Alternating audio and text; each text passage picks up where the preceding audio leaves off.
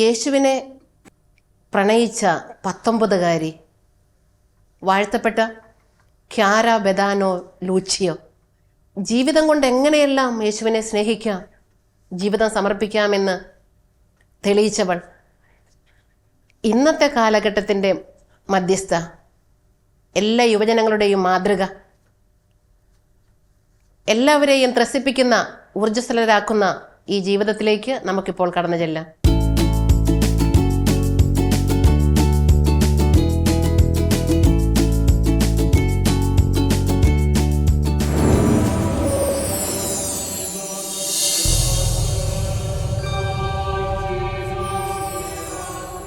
ഇറ്റലിയിലാണ് ക്യാര ജനിച്ചത്. 1991 ഒക്ടോബർ 29. അപ്പൻ റുജോരോ, അമ്മ മരിയ തെരേസ്. നല്ല ദമ്പതികൾ. പക്ഷെ ഇവർക്ക് കുറേ കാലത്തേക്ക് മക്കളുണ്ടായില്ല. 10 വർഷം പ്രാർത്ഥിച്ച് കാത്തിരുന്നിട്ടാണ് ക്യാര ജനിക്കുന്നത്. അതുകൊണ്ട് ക്യാര ജനിച്ചു കഴിഞ്ഞപ്പോൾ ക്യാരയെ നോക്കിയിട്ട് തൻ്റെ ഭാര്യയോട് ഭർത്താവ് പറയാണ്, ക്യാരയുടെ അപ്പൻ പറയാണ്, ഇത് ദൈവത്തിൻ്റെ കുഞ്ഞാണ്, ദൈവത്തിൻ്റെ ദാനമാണ്. കുഞ്ഞിനെ ചെറിയ പ്രായത്തിൽ തന്നെ എന്നും ദേവാലയത്തിലേക്ക് പാരൻസ് കൊണ്ടുപോകും. പ്രത്യേകിച്ച് അമ്മ പറയും, കൊച്ചെന്നും പള്ളി കാണണം, ആത്മീയ ജീവിതത്തിൻ്റെ പ്രാധാന്യം കുഞ്ഞിലേ അറിയണം, ഇതാണ് ജീവിതമെന്നറിയണം. മാതാവിനെ നോക്കി പറയും, കൊച്ചിനോട് പറയും, മോളെ ക്യാര, ഇത് കണ്ടോ, ഇതാട്ടോ മോളുടെ അമ്മ. അതുപോലെ വീട്ടിൽ വന്നാൽ കൊച്ചു കൊച്ചു കഥകൾ പറഞ്ഞു കൊടുക്കും, ബൈബിളിലെ കഥകൾ, അതുപോലെ തന്നെ തിരുക്കുടുംബത്തിൻ്റെ കഥകളെല്ലാം പറഞ്ഞു കൊടുക്കും. അപ്പൻ പറയും മോളോട്, മോളെ ഞാൻ മോളുടെ അപ്പനാണ്, പക്ഷേ എന്നേക്കാൾ വലിയൊരു അപ്പൻ നിനക്ക് സ്വർഗത്തിലുണ്ട്. ആ അപ്പൻ എല്ലാം കാണും, മോള് ചെയ്യുന്നതൊക്കെ അപ്പൻ കാണും കേട്ടോ, ദൈവം കാണും. അപ്പോൾ കൊച്ചിൻ്റെ മനസ്സിൽ, ക്യാരയുടെ മനസ്സിൽ ദൈവത്തോടൊരു സ്നേഹം, ദൈവം കാണുന്ന ദൈവം, പരിപാലിക്കുന്ന ഒരു ദൈവം, കൂടെയുള്ള ഒരു ദൈവം എന്നുള്ളൊരു കൺസെപ്റ്റും ഉള്ളിൽ രൂപപ്പെടുത്തി വരികയാണ്. കുഞ്ഞ് ക്യാരയ്ക്ക് അപ്പനോട് അമ്മയോട് ഭയങ്കര സ്നേഹമാണ്. വൈകുന്നേരം ആകുമ്പോൾ അപ്പനോട് ചെന്ന് പറയും, അപ്പാ ഇന്ന് എനിക്ക് വേണ്ടി, ഞങ്ങൾക്ക് വേണ്ടി, കുടുംബത്തിന് വേണ്ടിയിട്ട് അപ്പം നന്നായിട്ട് അധ്വാനിച്ചു. അപ്പൻ ബിസിനസ് ചെയ്തു, വണ്ടി ഓടിച്ചു, ഡ്രൈവ് ചെയ്തു, നന്ദി കേട്ടോ, നമ്മുടെ കുടുംബത്തിന് വേണ്ടിയിട്ട്, അമ്മയ്ക്കും എനിക്കൊക്കെ വേണ്ടിയിട്ടല്ലേ, എല്ലാവർക്കും വേണ്ടിയിട്ടല്ലേ, നന്ദി കേട്ടോ. ഇവരിങ്ങനെ സന്തോഷത്തിൽ മുന്നോട്ട് പോയി. സ്കൂളിലും ക്യാര മിടുക്കിയാണ്. ടീച്ചേഴ്സ് ഇങ്ങനെ പറയും, ക്യാര ക്ലാസ്സിലുണ്ടെങ്കിൽ ഞങ്ങൾക്കൊരു എനർജിയാണ്, വളരെ ആക്റ്റീവാണ്, എല്ലാവരെയും പ്രോത്സാഹിപ്പിക്കും, എല്ലാത്തിനോടും ഒരു പോസിറ്റീവ് മൈൻഡാണ്, പഠിക്കാൻ പരമാവധി പരിശ്രമിക്കും. ചിലപ്പോൾ അങ്ങേറ്റം എത്തിയെന്ന് വരില്ല, എന്നാലും പരിശ്രമിക്കും. മാർക്ക് കൂടിയവരോടൊന്നും ഒരു അസൂയ അങ്ങനെയില്ല, എല്ലാവർക്കും ഒരു പ്രചോദന. കൂട്ടുകാരൊക്കെ ഇങ്ങനെ സംഘടിപ്പിക്കും, എല്ലാവരെയും ഇങ്ങനെ സംഘടിപ്പിച്ച് ഒരുമിച്ച് കൂട്ടാനായിട്ട് നല്ല കഴിവുണ്ട്. ക്ലാസ്സിൽ നിന്ന് വീട്ടിൽ വന്നാൽ ക്യാരയോട് ഹോംവർക്ക് ചെയ്യാനായിട്ട് പറയണ്ട, തന്നെ ചെയ്തോളൂ. മിടുക്കിയാണ്, പക്ഷേ കുറുമ്പുണ്ട് കേട്ടോ. ചിലപ്പോൾ ഞാൻ എന്തെങ്കിലും ജോലി പറഞ്ഞാൽ അവൾ ചെയ്യില്ല. അമ്മ പറയാണ്, ഞാൻ ഒരു ദിവസം അവളോട് പറഞ്ഞു, ആ മേശ ഒന്ന് റെഡിയാക്കി വെച്ച്, അതൊന്ന് ക്ലീനാക്കി വെച്ച് ഒന്ന്. അപ്പോൾ അവൾ പറഞ്ഞില്ല, എനിക്കിപ്പോൾ നേരില്ല, ഞാനിപ്പോൾ ചെയ്യില്ല എന്ന് പറഞ്ഞൊരു ഒറ്റ ഓട്ടം. പെട്ടെന്ന് ക്യാര വീണ്ടും തിരിച്ചു വന്നു. എന്നിട്ട് ക്യാര പറഞ്ഞു, അമ്മേ ബൈബിളിൽ അമ്മ പറഞ്ഞിട്ടില്ലേ കുറേ കഥകൾ, അതിനകത്തില്ലേ ഒരാളോട് ഇത് സഹായിക്കാൻ പറഞ്ഞിട്ട് ഒരാൾ ചെയ്യാന്ന് പറഞ്ഞിട്ട് ചെയ്തില്ല, ഒരാൾ ചെയ്യില്ല എന്ന് പറഞ്ഞിട്ട് ചെയ്തില്ലേ, ഞാൻ ആ ചെയ്യില്ല എന്ന് പറഞ്ഞിട്ട് ചെയ്ത ആളുടെ പോലെയാണ്. അതുകൊണ്ട് അമ്മേ എന്താ വേണ്ട, ഞാൻ ചെയ്യാം, ഏത് മേശ റെഡിയാക്കേണ്ടത് ഞാൻ ചെയ്യാം കേട്ടോ, സോറി എന്ന് പറഞ്ഞിട്ട് ചെയ്യും. 9 വയസ്സുള്ളപ്പോൾ ആദ്യ കുർബാന സ്വീകരിച്ചു. ആദ്യ കുർബാന സ്വീകരണത്തിന് ഇടവകയിലെ വികാരി അച്ഛൻ എല്ലാവർക്കും സമ്മാനങ്ങൾ എന്തെങ്കിലുമൊക്കെ കൊടുക്കും. അവർക്ക് കൊടുത്തത് ബൈബിളാണ്. ആ ബൈബിൾ കയ്യിൽ കിട്ടിയ പിന്നെ ക്യാര അതെപ്പോഴും കൂടെ കൊണ്ട് നടക്കും. രാത്രി ഉറങ്ങുമ്പോൾ പോലും കൂടെ വയ്ക്കും. മേത്ത് ആ ബൈബിള് കളയാതെ ഇങ്ങനെ അങ്ങോട്ടും ഇങ്ങോട്ടും ഒന്നും അറിയാതെ അങ്ങനെ സൂക്ഷിച്ച് അവിടെ വയ്ക്കും. എന്നിട്ട് പറയും, ഞാൻ ഉറങ്ങുമ്പോൾ എൻ്റെ കണ്ണ് കാണേണ്ടത് ഈ ബൈബിളാണ്, ഞാൻ എഴുന്നേൽക്കുമ്പം ആദ്യം കാണേണ്ടതും ആദ്യം തൊടേണ്ടതും ബൈബിളാണ്. ഈ കുഞ്ഞിൽ മറ്റുള്ളവരോടും ഭയങ്കര സ്നേഹമാണ്, തനിക്കുള്ളതെല്ലാം മറ്റുള്ളവർക്ക് കൊടുക്കാനായിട്ട് ദാന മനസ്ഥിതിയുണ്ട്. ഗിഫ്റ്റായിട്ട് കിട്ടിയ വാച്ചില്ലാത്തവർക്ക് കൊടുത്തു. അതുപോലെ തന്നെ ഓരോ കാര്യങ്ങൾക്ക് പോകുമ്പോൾ തൻ്റെ ചെരുപ്പില്ലാത്തവർക്ക് ഇടാൻ കൊടുക്കും. ആ കാലഘട്ടത്തിൽ അവിടെ ഒരു പ്രസ്ഥാനം ഉണ്ടായിരുന്നു, ഫൊക്കലാരെ എന്നാണ് അതിൻ്റെ പേര്. അപ്പോൾ നമ്മളെ ഇടവകയിലൊക്കെ പല യൂണിറ്റുകൾ സംഘടനകളൊക്കെ ഉള്ള പോലെ, നന്മ ചെയ്യാനായിട്ടുള്ള പല സംഘടനകൾ ഉള്ളതുപോലെ, തിരുബാല സഖ്യം അല്ലെങ്കിൽ CLC ഒക്കെ ഉള്ളതുപോലെയുള്ള ഒരു ആ കാലഘട്ടത്തിൽ അവിടെ നാടുകളിൽ മുഴുവൻ ഉണ്ടായിരുന്ന ഒരു പ്രസ്ഥാനമാണ് ഫൊക്കലാരെ. ഫൊക്കലാരയുടെ മലയാളം മറ്റൊരർത്ഥമാണ് മാതാവിൻ്റെ പ്രവർത്തനം, മാതാവ് ചെയ്തതുപോലെ എന്നുള്ള അർത്ഥത്തിൽ. ഓപ്പസ് മരിയ, അതായത് മാതാവ് ചെയ്ത പ്രവർത്തനം. മാതാവ് ചെയ്ത എന്താ നമുക്കറിയാം, എലിസബത്തിനെ സന്ദർശിക്കാനായിട്ട് പോയി. അപ്പോൾ ഇവരുടെ ലക്ഷ്യം മറ്റുള്ളവരെ സ്നേഹിക്കുക, പരമാവധി കാര്യങ്ങൾ മറ്റുള്ളവർക്ക് ചെയ്തു കൊടുക്കുക, എല്ലാവരെയും കൂട്ടിപ്പിടിക്കുക. ഇതിൽ മെമ്പേഴ്സ് ആകുന്നവരും അല്ലെങ്കിൽ ദൈവത്തിനു വേണ്ടി ദാഹിക്കുന്ന മനസ്സുകൾക്ക് ദൈവത്തെ കാണിച്ചു കൊടുക്കലാണ് അതിൻ്റെ ഒരു ലക്ഷ്യമാണ്. എല്ലാ മനസ്സിലും ദൈവത്തിന് വേണ്ടിയുള്ളൊരു ദാഹമുണ്ട്. അപ്പം എല്ലാവരെയും ദൈവത്തെ കാണിച്ചു കൊടുക്കുക, ദൈവത്തിൻ്റെ സ്നേഹം എല്ലാവർക്കും അനുഭവിപ്പിച്ചു കൊടുക്കുക, ദൈവ സ്നേഹമാണെന്ന് എല്ലാവരോടും പറയുക, ഒപ്പം തന്നെ ആ സ്നേഹം പ്രവൃത്തിയിലൂടെ കാണിക്കുക. ദൈവം ഓരോരുത്തരുടെയും ജീവിതത്തിൽ നിന്ന് എന്താണോ ആഗ്രഹിക്കുന്നത് അത് അവനവൻ്റെ ജീവിതത്തിൽ ചെയ്യുക, ദൈവത്തിൻ്റെ മഹത്വത്തിനായിട്ട്. ഈ ലക്ഷ്യങ്ങളും ഈ ആത്മീയതയൊക്കെയാണ് ഈ ഫൊക്കലാരോ എന്നുള്ള ആ പ്രസ്ഥാനത്തിൽ മെമ്പേഴ്സ് ആകുന്നവർ അവർ ജീവിതത്തിൽ പ്രാവർത്തികമാക്കുക. അപ്പോൾ അതും ആരംഭിച്ചത് ഒരു ക്യാര ലുബാക്ക എന്ന് പറഞ്ഞിട്ടുള്ള ഒരു ക്യാര, ഇറ്റലിയുടെ തന്നെ മറ്റൊരു പ്രദേശത്താണ് ഇത് ആരംഭിച്ചത്. അന്ന് ലക്ഷങ്ങളോളം ആളുകൾ ഈ പ്രസ്ഥാനത്തിലുണ്ടായിരുന്നു. അപ്പോൾ ക്യാര ബദാനയ്ക്കും ക്യാര ലൂച്ചയ്ക്കും ഇതിൻ്റെ ഇഷ്ടമായി പ്രവർത്തനങ്ങൾ. അപ്പോൾ ആ ക്യാരയുമായിട്ട് കോണ്ടാക്റ്റായി, ലെറ്റർ മുഖേനയൊക്കെ കോണ്ടാക്ട് ചെയ്യും. അവരുടെ ഇടവകയിൽ തന്നെ അവരിങ്ങനെ വയ്ക്കും. എന്നിട്ട് എപ്പോഴും ഇടവകയിലോ നാട്ടിലോ എന്തെങ്കിലുമൊക്കെ കാര്യങ്ങൾ ആളുകളുടെ വന്നാൽ ഉടനെ പോയി പ്രവർത്തിക്കും. ഒരിക്കൽ ഒരു ചേച്ചി തൻ്റെ മുന്നിൽ വന്നു. അപ്പോൾ ചേച്ചിക്ക് ഭയങ്കര വിഷമം, വീട്ടിൽ ഇങ്ങനെ അലക്കാൻ ആളില്ല, അങ്ങനെ തൻ്റെ ഉള്ള വസ്ത്രം ആരാണ്ട് എടുത്തോണ്ട് പോയിന്ന് ഒരു ചേച്ചി ഇങ്ങനെ പറയണ കേട്ടു. അപ്പോൾ ക്യാര വേഗം അമ്മയോട് വന്ന് പറഞ്ഞു, അമ്മ ഇങ്ങനെ ഒരു പ്രശ്നമുണ്ട്, നമുക്ക് അവരെ സഹായിക്കണമല്ലോ, നമുക്ക് അവരെ വീട്ടിൽ പോകാം, അവരെ സഹായിക്കാം, എന്താ വേണ്ടി ചെയ്തു കൊടുക്കുക. അതുപോലെ തന്നെ തൻ്റെ ഗ്രാൻഡ് പാരൻസ്, ക്യാരയ്ക്ക് ഗ്രാൻഡ് പാരൻസിനെ നല്ല ഇഷ്ടമാണ്. അവർ ഇച്ചിരി അകലെയാണ് താമസിക്കുന്നത്. അപ്പം ക്യാര തൻ്റെ പാരൻസിനോട് പറയും, നമുക്ക് ഗ്രാൻഡ് പാരൻസിനെ, അപ്പാപ്പനമ്മാമ്മനെ അവർ ഒറ്റയ്ക്കല്ലേ, ഞാൻ പോയി അവരുടെ കൂടെ കിടന്നോളാം എന്ന് പറഞ്ഞ് അവർക്ക് കൂട്ടിന് കിടക്കും. അതുപോലെ തന്നെ ഇവർക്ക് ഇടയ്ക്ക് മീറ്റിംഗ് ഉണ്ട്. ഈ ഫൊക്കലാര ഇവർക്ക് റോമിൽ അവിടെ ഇവിടെയൊക്കെ മീറ്റിംഗ്, സംഘടനയുടെ മീറ്റിംഗ് വയ്ക്കും. അപ്പോൾ അവിടേക്കൊക്കെ പോകും. അപ്പോൾ ചിലപ്പോൾ പാരൻസും കൂടെ പോകും. അവിടെയെല്ലാം പോയാൽ ഹൃദയം നിറച്ച് ഊർജ്ജസ്വലമായിട്ടാണ് തിരിച്ചു വരിക. ചിലപ്പോൾ വരുമ്പോൾ പറയും, ക്യാര പറയും, ഇപ്പോൾ എനിക്ക് യേശുവിനെ കൂടുതൽ കിട്ടി, ഈ ബൈബിള് എൻ്റെ ലക്ഷ്യം, ബൈബിളിൽ കാണുന്ന യേശുവിനെ പ്രവർത്തിക്കലാണ് ഈ സംഘടനയുടെ ലക്ഷ്യം എന്നും പറഞ്ഞ് ഗ്രൂപ്പിലെ മെമ്പേഴ്സും വളരെ തീക്ഷ്ണതയോടെ മുന്നോട്ട് പോകും. പിന്നീട് സ്കൂളിൽ തുടർന്ന് പഠിക്കുകയാണ്. ഉപരിപഠനത്തിനായിട്ട് മറ്റൊരു കോളേജിലേക്ക് പോകുന്നു. അപ്പോൾ വീട്ടിൽ നിന്നൊരു അല്പം അകലെയാണ്. അപ്പോൾ അമ്മ വിളിച്ച് ചോദിക്കും, കത്തെഴുതി ചോദിക്കും, മോളെ നീ അവിടെയുള്ളവരോട് ഈശോനെ പറയുന്നുണ്ടോ? അപ്പോൾ ക്യാര പറയും, ഇവിടെ ഉള്ളവരോട് ഈശോനെ പറഞ്ഞിട്ട് കാര്യമില്ല, പറയല്ല വേണ്ടത് അമ്മേ, ഞങ്ങൾ കൂട്ടുകാരെല്ലാവരും ഒറ്റക്കെട്ടായിട്ട് ഈശോ കാണിച്ചു തന്നതുപോലെ സുവിശേഷത്തിലെ മൂല്യങ്ങൾ ഞങ്ങൾ ജീവിച്ച് കാണിക്കാനുള്ള ശ്രമമാണ്. ആരെയും കാണിക്കാനല്ല, അത് ഞങ്ങളുടെ വ്യക്തിത്വമായിട്ട് മാറിയിരിക്കുകയാണ്. ഇവർ ഗ്രൂപ്പായിട്ട് നല്ല കഴിവുകളുള്ളവരാണ് ഇതിനകത്തുള്ള മെമ്പേഴ്സൊക്കെ. കളികളുണ്ട്, ക്യാരയ്ക്കും അതെ, ഡാൻസ് കളിക്കാനറിയാം, പാട്ട് പാടാനറിയാം. അപ്പോൾ ഇവരെല്ലാവരും മറ്റു കുട്ടികളെയൊക്കെ ചേർത്തിട്ട് അവരുടെ കഴിവുകൾ വർദ്ധിക്കാനും സന്തോഷം വർദ്ധിക്കാനും ഒക്കെ ആയിട്ട് അവർ ഒരുമിച്ച് പ്രവർത്തിക്കും, കളിക്കും.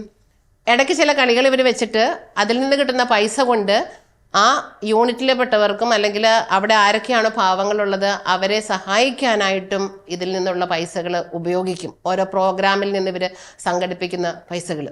ഇവളവിടെ പഠിച്ചുകൊണ്ടിരിക്കുമ്പോൾ വിചാരിക്കാതെ അവിചാരിതമായിട്ട് പരീക്ഷയ്ക്ക് പെട്ടെന്ന് തോറ്റുപോയി. നന്നായിട്ട് മാർക്ക് കിട്ടുന്ന വിചാരിച്ച, പക്ഷെ തോറ്റുപോയി. വിഷമായിപ്പോയി, തോറ്റുപോയല്ലോ, നാണക്കേടായല്ലോ, ഉള്ളിൽ വിഷമായി. പക്ഷെ അപ്പം തന്നെ ഉള്ളിലുള്ള ഈശോയെ കൂടി പിടിച്ചിട്ട് ഈശോയെ ഈശോയെ ഞാൻ തോറ്റുപോയല്ലോ. അപ്പോൾ പ്രചോദനങ്ങൾ കിട്ടും. ഈശോ പറയും, ഈശോയെ കാണും. പരാജയപ്പെട്ട, പരിത്യക്തനായ, ഉപേക്ഷിക്കപ്പെട്ട, കുരിശിൽ പരാജിതനായിട്ട് കിടക്കുന്ന ഈശോയെ കാണും. കണ്ടിട്ട് അപ്പോൾ ഈശോട് പറയും, ഞാനിപ്പോൾ തോറ്റത് നിന്നെപ്പോലെ ഞാനും പരിത്യക്തയായതാണ്, സാരമില്ല. നിന്റെ പരിത്യക്തതയിൽ എനിക്കും പങ്കുചേരാനായിട്ട് ഒരു അവസരം തന്നതിന് നന്ദി ഈശോയെ. ഈ വേദന എൻ്റെ മാത്രം വേദനയല്ല, ഈ ലോകത്തിൽ പലർക്കും ഈ വേദനയുണ്ട്. അതുകൊണ്ട് എല്ലാവരുടെയും വേദനകൾക്ക് പരിഹാരമായിട്ട് അതിനോട് ചേർന്ന് ഞാൻ എൻ്റെ ഈ സഹനത്തെ ഏറ്റെടുക്കുന്നു. എല്ലാ തരത്തിലും ജീവിതത്തിലെ ഏത് കാര്യങ്ങളെയും നന്നായിട്ട് മുന്നോട്ട് ഫേസ് ചെയ്ത് പോകാനും അതിനെ അതിജീവിക്കാനും അതിൽ നിന്ന് പരമാവധി ദൈവികമായ സന്ദേശങ്ങൾ ഉൾക്കൊള്ളാനുമുള്ള ഒരു പ്രചോദനമാണ് ക്യാരയുടെ ജീവിതം നമുക്ക് നൽകുന്നത്. എല്ലാ കാര്യങ്ങളിലും ക്യാര പങ്കെടുക്കും. അവിടെ ഡൈവിങ് ഉണ്ട്, കളിക്കും, ടെന്നീസ് കളിക്കും, അങ്ങനെ കളിച്ചുകൊണ്ടൊക്കെ നടക്കും, പഠിക്കും, പള്ളിയിൽ പോകും. ഒരു ദിവസം ഗ്രൗണ്ടിൽ കളിച്ചുകൊണ്ടിരിക്കുമ്പോൾ പെട്ടെന്ന് ക്യാരയ്ക്ക് പുറത്തൊരു വേദന. സാറില്ല, ഇപ്പോൾ കളിച്ചതിൻ്റെ വേദനയാണെന്ന് വിചാരിച്ചു. അങ്ങനെ കുറച്ച് ദിവസം കഴിഞ്ഞപ്പോൾ വേദന മാറുന്നില്ല. അപ്പോൾ ഡോക്ടേഴ്സിനെ കാണിക്കാമെന്ന് വിചാരിച്ച് വീട്ടിലേക്ക് വിളിച്ചു. ഡോക്ടേഴ്സിനെ കാണിച്ചപ്പോൾ ഡോക്ടേഴ്സ് പറഞ്ഞു, ഇതൊരു വിശദമായിട്ട് പരിശോധിക്കണം. അപ്പോൾ അടുത്ത ദിവസം വരാൻ പറഞ്ഞു. അപ്പോൾ ക്യാരയ്ക്ക് മനസ്സിലായത് എന്തോ. അങ്ങനെ വിശദമായ ടെസ്റ്റിൽ നിന്ന് മനസ്സിലായി ക്യാരയ്ക്ക് ബോൺ ക്യാൻസറാണ്. ആദ്യത്തെ ദിവസം ഇതിങ്ങനെ അറിഞ്ഞപ്പം സഹിക്കാൻ പറ്റിയില്ല. ക്യാര അങ്ങോട്ട് കരഞ്ഞു. അപ്പം അമ്മയുടെ കൂടെയും പാരൻസിൻ്റെ കൂടെയാണ് പോകുന്നത്. മുഖം പൊത്തി ഇങ്ങനെ അങ്ങോട്ട് കരഞ്ഞു. അപ്പം മോളെ എന്ന് പറഞ്ഞ അമ്മ ഇങ്ങനെ വിളിച്ചു, മോളെ. അപ്പം ക്യാര പറഞ്ഞു, അമ്മ എന്നെ വിളിക്കല്ലേ, ഞാൻ ഇച്ചിരി നേരം ഒന്ന് ഇങ്ങനെ ഇരിക്കട്ടെ. അങ്ങനെ ഇരുന്നിട്ട് ക്യാര എൻ്റെ ദൈവമേ, എൻ്റെ ദൈവമേ, എൻ്റെ ദൈവമേ എന്നിങ്ങനെ പ്രാർത്ഥിച്ച് ഇങ്ങനെ ആരെയും നോക്കാതെ ഇങ്ങനെ ഇരുന്നിട്ട് ഒരു 10 മിനിറ്റ് കഴിഞ്ഞപ്പം ക്യാര ഇങ്ങനെ എഴുന്നേറ്റിട്ട് ഫ്രഷായി. എന്നിട്ട് ഇങ്ങനെ പറഞ്ഞു, ദൈവമേ, ഇതാണ് നിൻ്റെ ഇഷ്ടമെങ്കിൽ അത് നടക്കട്ടെ. ഇതാണോ എന്നിൽ നിന്ന് നിനക്ക് വേണ്ടത്, അത് സ്വീകരിച്ചു. നിൻ്റെ ഇഷ്ടം എന്നിൽ സംഭവിക്കട്ടെ എന്ന് പറഞ്ഞിട്ട് പെട്ടെന്ന് അങ്ങോട്ട് ഹാപ്പിയായി. എന്നിട്ട് ഊർജ്ജസ്വലിയായിട്ട് തന്നെ പെട്ടെന്ന് ഇതിലേക്ക് വന്നു. മരുന്നുകൾ, അടുത്ത ട്രീറ്റ്മെൻറ്റിനുള്ള കാര്യങ്ങളൊക്കെ ചെയ്യാനായിട്ട് ഊർജ്ജസ്വലിയായിട്ട് തന്നെ അവൾ വന്നു. അതിൻ്റെ ഇടയ്ക്ക് ഇങ്ങനെ നടക്കുമ്പോഴും അടുത്ത ഹോസ്പിറ്റലിൻ്റെ അടുത്ത റൂമിൽ ചിലപ്പോൾ ചിലർ സങ്കടപ്പെട്ടിരിക്കുന്ന കാണാം. അപ്പോൾ ഉടനെ ഇവള് അങ്ങോട്ട് ചെല്ലും. എന്ത് പറ്റി, എന്തിനാ വിഷമിക്കുന്നേ? അപ്പോൾ അവരവരുടെ സങ്കടങ്ങൾ പറയും. ചിലപ്പോൾ ചില യുവതികളൊക്കെ ഇങ്ങനെ അവരുടെ ജീവിതത്തിൻ്റെ മേഖലകളിലുള്ള ബുദ്ധിമുട്ടുകൾ കാരണമാകെ സങ്കടപ്പെട്ടിരിക്കുന്നവരെ കാണാറുണ്ട്. രോഗം വന്നും അല്ലാതെയൊക്കെ അവരെ പോയി ആശ്വസിപ്പിക്കും. അപ്പോൾ തൻ്റെ വേദനയിലും യേശുവിൻ്റെ സ്നേഹം സ്വീകരിച്ചിട്ട് മറ്റുള്ളവരെ ആശ്വസിപ്പിക്കാനുള്ള ഒരു വലിയ തീക്ഷ്ണത, വലിയ സ്നേഹം. തൻ്റെ ട്രീറ്റ്മെൻറ്റുകൾ ഒന്നിനു പുറകെ ഒന്നായിട്ട് മുന്നോട്ട് പോവുകയാണ്. ഡോക്ടേഴ്സ് ട്രീറ്റ്മെൻറ്റ് ചെയ്യുമ്പോൾ ഡോക്ടേഴ്സ് പറയും, ഇതുപോലൊരു മിടുക്കിയായിട്ടുള്ള ഒരു യുവതിനെ ഞങ്ങൾ കണ്ടിട്ടില്ല, ഒരു രോഗീനെ ഞങ്ങൾ കണ്ടിട്ടില്ല. ഇവളെ കണ്ടാൽ അപ്പോൾ മരുന്നൊക്കെ ചെയ്തിട്ടും പിന്നീടും ഒന്നും ഫലിക്കുന്നില്ല, കൂടുതൽ മോശമായിട്ട് വരികയാണ്, ആരോഗ്യം ഒട്ടും മെച്ചപ്പെടുന്നില്ല, ഒന്നും പോസിറ്റീവായിട്ട് വരുന്നില്ല, രോഗം സുഖപ്പെടുന്നില്ല. അപ്പോൾ ഡോക്ടേഴ്സിന് സങ്കടം. പക്ഷെ ഇവൾക്ക് സങ്കടമില്ല. ഇവൾ പറഞ്ഞു, നിങ്ങൾ ചെയ്തോ, ചെയ്യാവുന്നതൊക്കെ ചെയ്തോ, ദൈവം എന്താണോ നടത്തുന്നത് അങ്ങനെ നടത്തട്ടെ. അപ്പോൾ ഡോക്ടേഴ്സ് ഇവളുടെ അടുത്ത് വരുമ്പോൾ ഡോക്ടേഴ്സിനൊരു എനർജിയാണ്. ഇതുപോലെ ഒരു രോഗിയെ ഇതുവരെ കണ്ടിട്ടില്ലല്ലോ. അപ്പോൾ ഡോക്ടേഴ്സ് പറയും, ക്യാരനെ കണ്ടാൽ മരണം ഇല്ല എന്നേ തോന്നുള്ളൂ, ജീവിതമേ പെർമനൻ്റ് ആണെന്ന് തോന്നുള്ളൂ, മരണമില്ല, ഈ മരണത്തിനൊരു അർത്ഥവും ഇല്ല എന്ന് തോന്നും. മറ്റുള്ളവരോട് പറയാണ്, ഡോക്ടേഴ്സ് തമ്മിൽ സംസാരിക്കുകയാണ്, ഈ കുട്ടീനെ കണ്ടോ, ഇതൊക്കെ ഒരു സ്ഥിരമായിട്ടുള്ള സംഗതി അല്ല എന്നാണ് തോന്നുന്നത്, ജീവിതം എവിടെയോ ഒരു എറ്റേണിറ്റി ഉണ്ടെന്ന് തോന്നുകയാണ്. അതുപോലെ അവിശ്വാസിയായിട്ടുള്ള നിരീശ്വരവാദിയായിട്ടുള്ളൊരു ഡോക്ടറുണ്ട്. ആ ഡോക്ടർ കുറേ വർക്ക് ചെയ്യണവരൊക്കെ ഉണ്ട്. അവരിങ്ങനെ വരുമ്പോൾ ഒരിക്കൽ പറയാണ്, എന്ത് ദൈവത്, ഇത്രയും നല്ലൊരു പെൺകുട്ടിക്ക് ഇതുപോലെ രോഗം നിൽക്കുന്ന, അല്ലെങ്കിൽ ഈ ആശുപത്രിയിൽ കണ്ടോ എന്തെല്ലാം രോഗങ്ങളാ, എവിടെയാ പിന്നെ ദൈവം?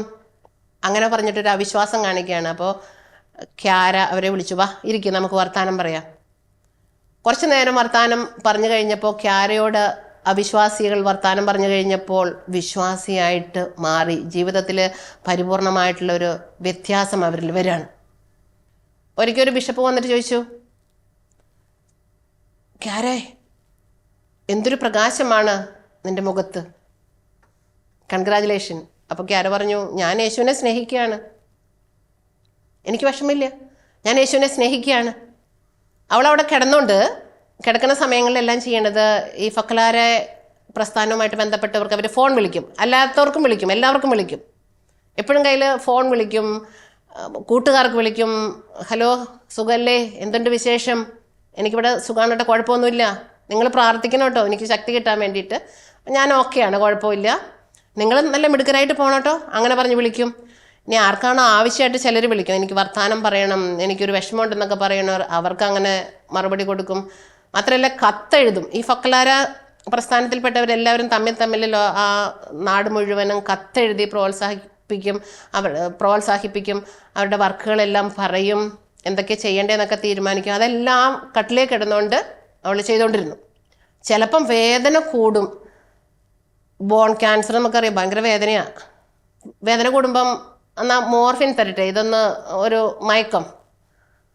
അപ്പം ക്യാര പറയൂ, വേണ്ട, എനിക്ക് മോർഫിൻ വേണ്ട, എൻ്റെ ഓർമ്മ കിടണ്ട, എനിക്കിങ്ങനെ അങ്ങനെ വേണ്ട, ഞാൻ എൻ്റെ ശരീരം വേദന അറിഞ്ഞോട്ടെ. ഇവിടെ കിടന്നുകൊണ്ട് എനിക്ക് എൻ്റെ ഈശോയ്ക്ക് വേണ്ടി ചെയ്യാൻ പറ്റുന്നത് ഈ സഹനമാണ്, അപ്പം ഞാൻ അറിഞ്ഞുകൊണ്ട് സഹിക്കണം, അപ്പോൾ അതുകൊണ്ട് എനിക്കത് വേണ്ട. അതുപോലെ തന്നെ ഒരു ദിവസം തൻ്റെ ഒരു കൂട്ടുകാരി വിളിക്കാം ഫോൺ, അപ്പോൾ നന്നായിട്ട് ഇങ്ങനെ കൂടിക്കൂടി വരിക, രോഗം കൂടിക്കൂടി വരിക.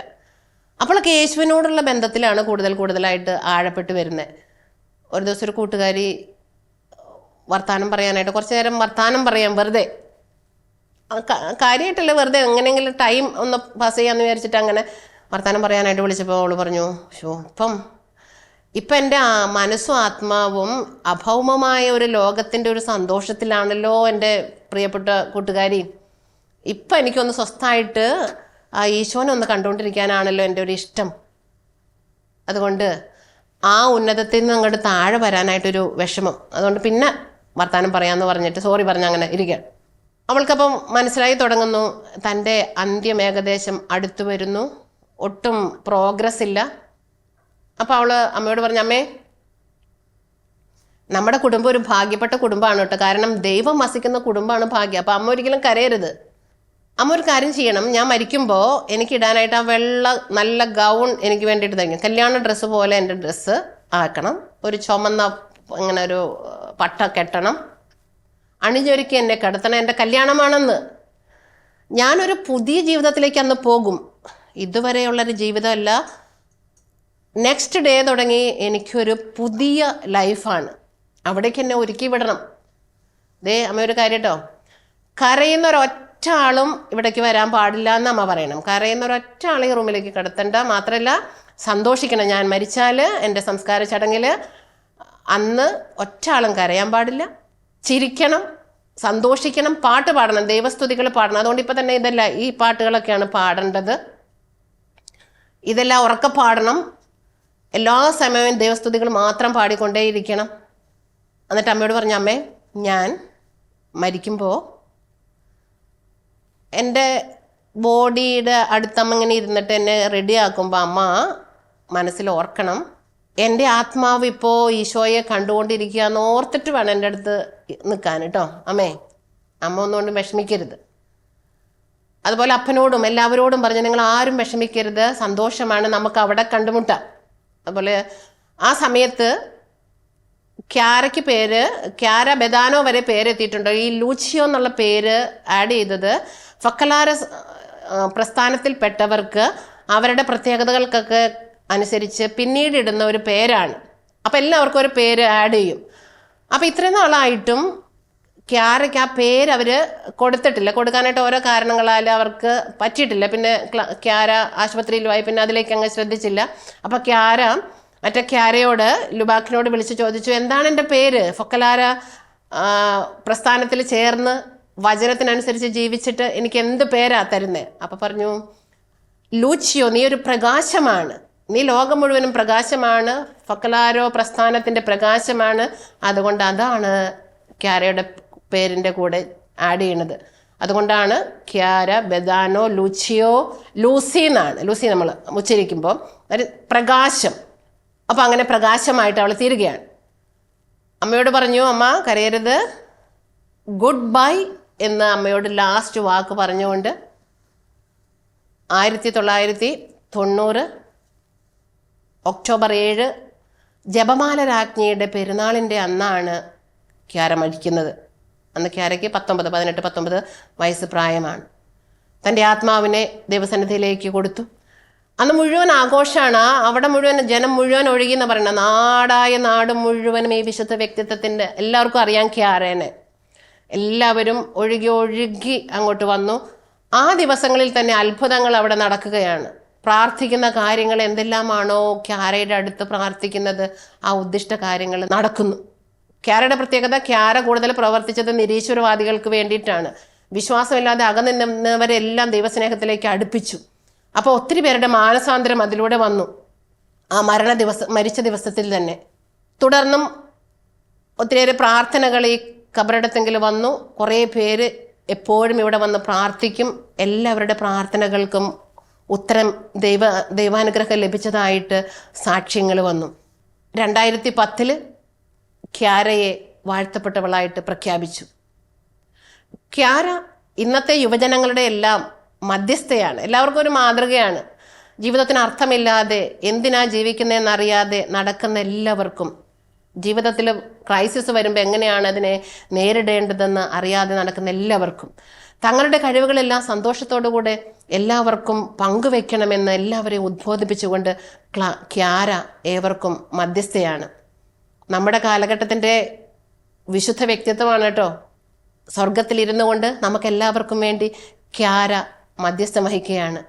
നമ്മുടെ എല്ലാ ഹൃദയത്തിൻ്റെ പ്രാർത്ഥനകളെയും നിയോഗങ്ങളെയും ജീവിതത്തിൻ്റെ എല്ലാ ലക്ഷ്യങ്ങളെയും ഈശോയോട് ചേർത്ത് ക്യാരയുടെ മധ്യസ്ഥതയിലൂടെ ഉന്നതങ്ങളിലേക്ക് നമുക്ക് സമർപ്പിക്കാം. ക്യാരയെപ്പോലെ നമുക്ക് തരുന്ന ജീവിതം കൊണ്ട് നമുക്ക് അനുദിനം ദൈവത്തെ വാഴ്ത്താം, ദൈവത്തെ മഹത്വപ്പെടുത്താം. ക്യാരയുടെ മധ്യസ്ഥം നമ്മുടെ എല്ലാവരുടെയും ജീവിതങ്ങളിൽ ഉണ്ടാകട്ടെ. ദൈവം അനുഗ്രഹിക്കട്ടെ.